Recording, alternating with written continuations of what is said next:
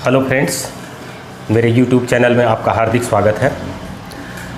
आज के इस वीडियो में हम लोग देखेंगे करंट इलेक्ट्रिसिटी या धारा विद्युत से संबंधित कुछ संख्यात्मक सवाल। ये सभी सवाल नीट और AIPMT के एग्ज़ाम में पहले पूछे जा चुके हैं और उन्हीं सवालों का मैंने चयन किया है। पहला सवाल है, निम्न परिपथ के 2 ओम के प्रतिरोध में चलने वाली धारा का मान 3 एम्पीयर है। 5 ओम प्रतिरोध से शक्ति 6 का मान होगा। यहाँ पर एक परिपथ दिया गया है, ये 2 ओम का प्रतिरोध है और इसमें बहने वाली धारा को आपको बता दिया गया है, ये 3 एम्पीयर के बराबर है। और दूसरा प्रतिरोध 4 ओम का है जो इससे समांतर क्रम में जुड़ा है। और ये तीसरी शाखा है जिसमें 2 प्रतिरोध हैं, एक 1 ओम का है और दूसरा 5 ओम का है, दोनों श्रेणी क्रम में हैं। तो इसलिए इस शाखा का कुल प्रतिरोध 6 ओम हो जाएगा और ये 6 ओम का प्रतिरोध भी इन दोनों के साथ समांतर क्रम में जुड़ा हुआ है।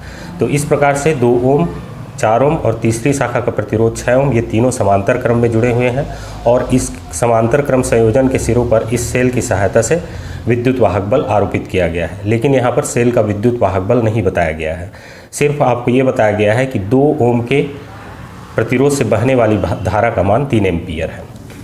तो यहाँ पर हमको 5 ओम के प्रतिरोध से शक्ति 6 का मान ज्ञात करना है। 5 ओम के प्रतिरोध के सिरों से बहने वाली धारा के कारण प्रति सेकंड जो ऊर्जा की हानि होती है उसको हमको निकालना है। यहाँ पर 4 ऑप्शन दिए गए हैं। पहला ऑप्शन है 5 वाट, दूसरा है 6 वाट, तीसरा है 8 वाट और चौथा है 10 वाट। तो इसको निकालने के लिए सबसे पहले हम लोग यहाँ पर आते हैं। इसमें बहने वाली धारा 3 एम्पीयर है और इसका प्रतिरोध 2 ओम है। तो विभवांतर की परिभाषा से विभवांतर बराबर होता है बहने वाली धारा और गुणित प्रतिरोध। तो यहाँ पर बहने वाली धारा भी मालूम है और प्रतिरोध भी मालूम है।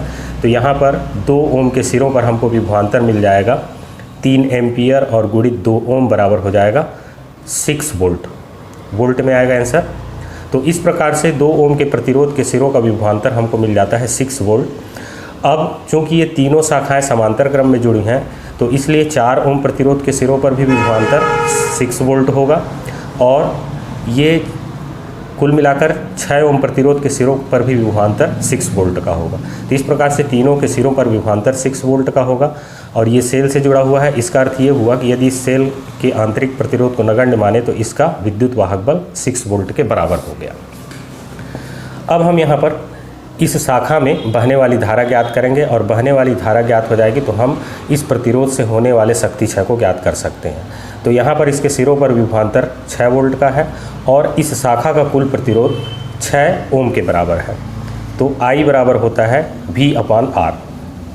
तो इस शाखा से बहने वाली धारा, इस शाखा के सिरों पर विभवांतर हो गया 6 वोल्ट और इसका कुल प्रतिरोध हो जाएगा 5 और 1 6 ओम।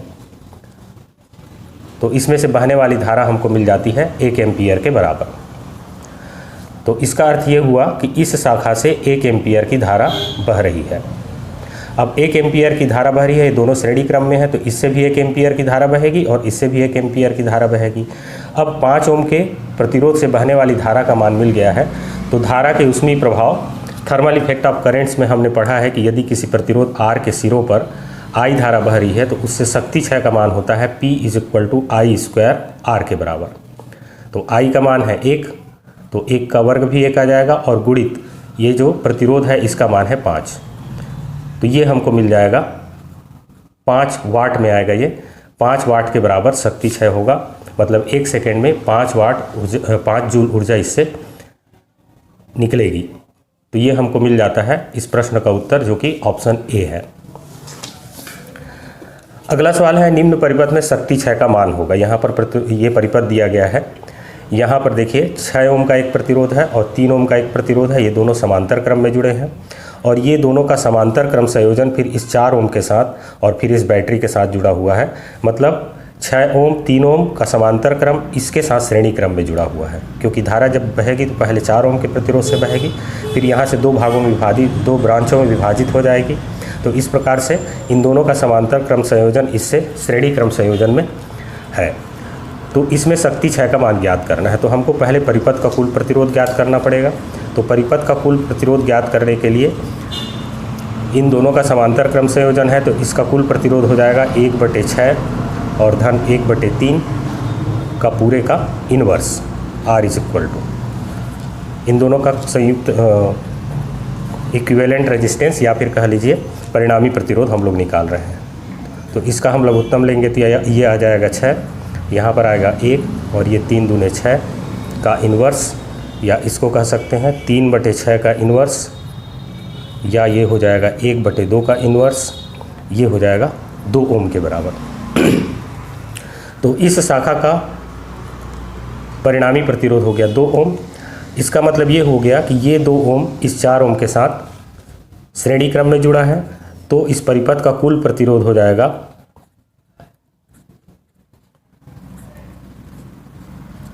4 और 2 6, श्रेणी क्रम में जुड़े हैं इसलिए कुल प्रतिरोध हो जाएगा 6 ओम के बराबर।